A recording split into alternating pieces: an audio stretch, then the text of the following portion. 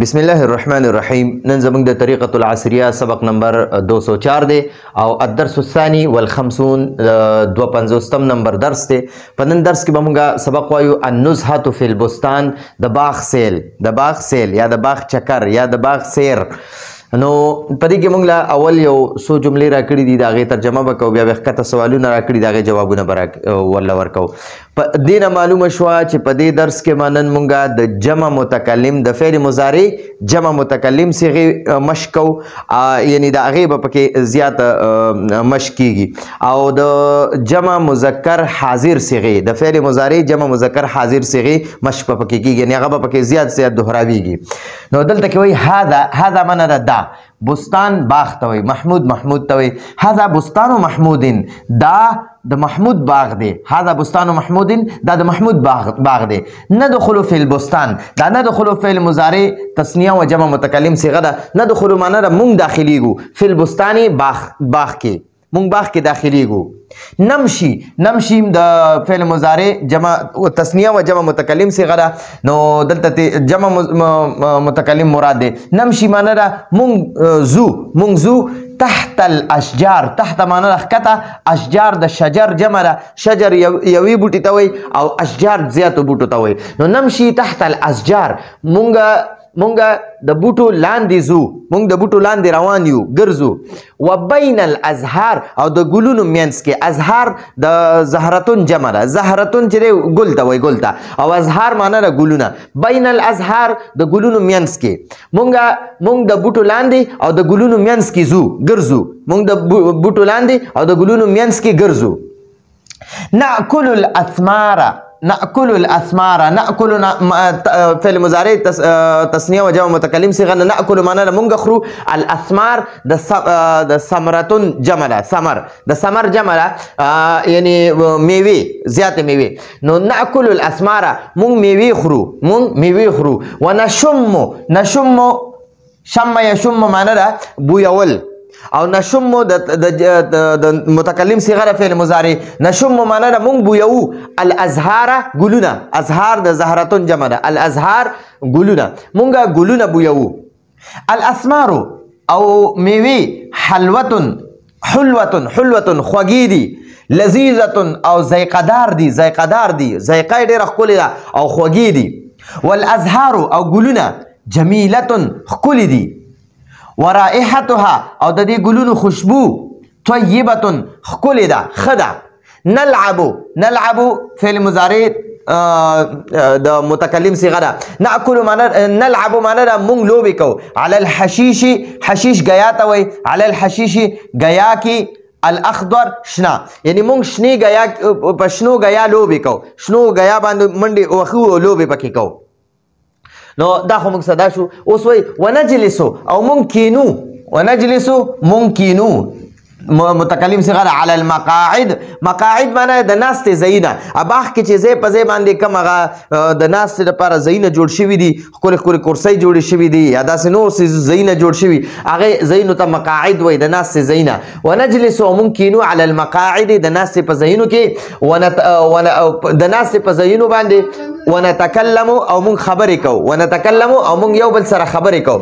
نسمع اصواتا جمیلة، نسمع مونږ اورو اصواتا جمیلة ښکلې اوازونه، للطیور د مارغانو، مونږ د مارغانو ښکلې اوازونه اورو. ثم نخرج بیا مونږ راوځو، من البستان د باغ نه، ونعود او راواپس کیږو، الی بیوتنا خپلو کورونو ته، مسرورین خوشحاله، مونږ په خوشحالۍ سره خپل کورونو ته واپس راځو. نو دا خو موږ سره دا یو څو جملې راکړې وې، ښکته سوالونه راکړي، د هغې دې خوا جوابونه به ورکوو. نو دلته کې وایي په سوالونو کې وایي لمن معنی د چا دی. هذا البستان، دا باغ. لمن هذا البستان، دا باغ د چا دی. لمن هذا البستان، دا باغ د چا دی. نو موږ ولله جواب ورکوو هذا بستان محمود، دا د محمود باغ دی. اوس بیا وایي این نمشي معنی ده مونږ ګرځو، فی البستان په باغ کې، مونږ باغ کې کوم ځای کې ګرځو، مونږ باغ کې چېرته ګرځو.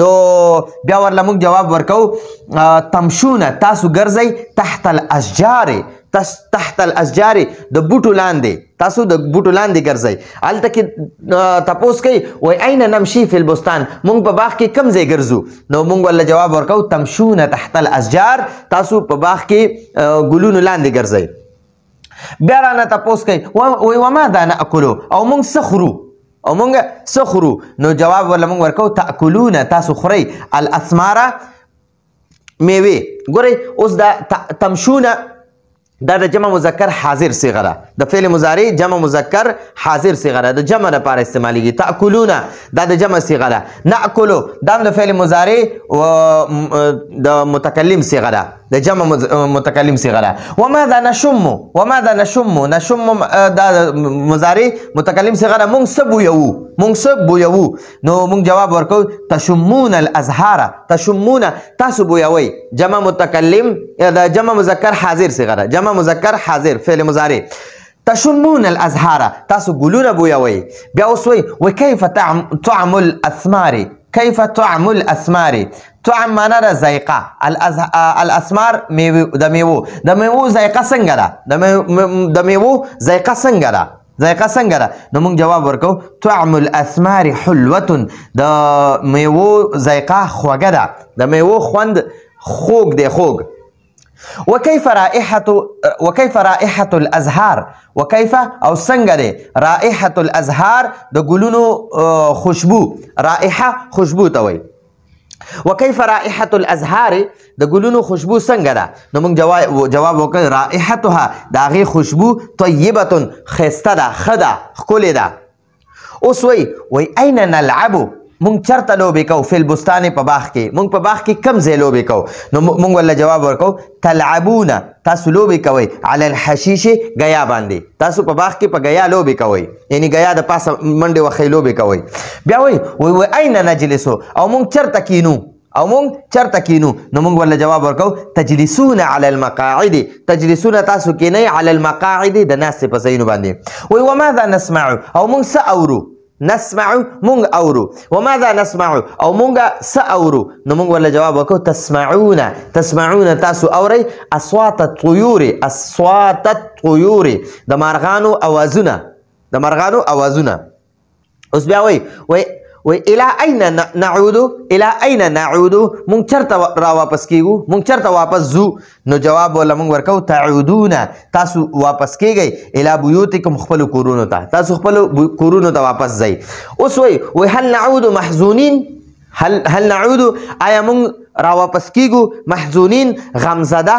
یعنی خپه را واپس کیږو نو مونږ ولله جواب وکړو نه بلکې تعودون تاسو واپس کیږئ مسرورین په خوشحالۍ سره تاسو خوشاله واپس خپل کورونو ته ځئ نو دا زموږ سره النزهة فی البستان دا په هغې کې دویم سبق و اولنی سبق پکې د الفاظو معنی وي د دې نه تاسو ځان سره سکرین شاټ واخلئ دا سبق یو ځل واورئ سکرین شاټ یې واخلئ بیا ځان سره په کاپیانو کې ولیکئ او دوباره بیا یو ځل واورئ نو امید دی چې تاسو ته به د عربۍ دا جملې ډېرې زیاتې مضبوطې یادې شي راتلونکي درس پر اجازت غواړو هذا هو المرام والله اعلم بحقیقة الكلام